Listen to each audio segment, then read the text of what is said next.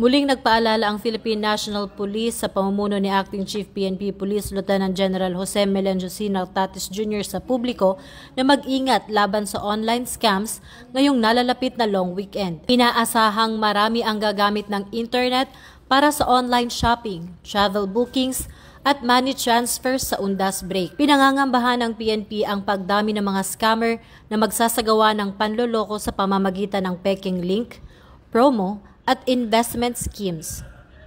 Hinihikayat ni Police Lieutenant General Nartates ang lahat na maging mapanuri. Tinitiyak din ng PNP na patuloy ang pagbabantay ng kanilang anti-cybercrime group at mga regional cyber units para agarang makaresponde sa anumang reklamo. Upang maiwasan ang panloloko, nagbigay ng mahalagang paalala ang PNP.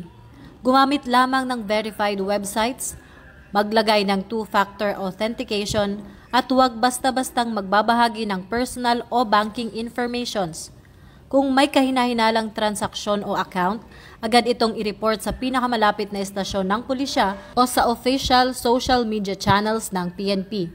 Nilinaw ni Police Lieutenant General Nartates ang panawagan ng Pangulo na hindi lang sa kalsada dapat ligtas ang publiko, kundi pati na rin sa cyberspace. Kung mayroon tayong emergency, maaaring tumawag sa Unified 911 para sa agarang tugon.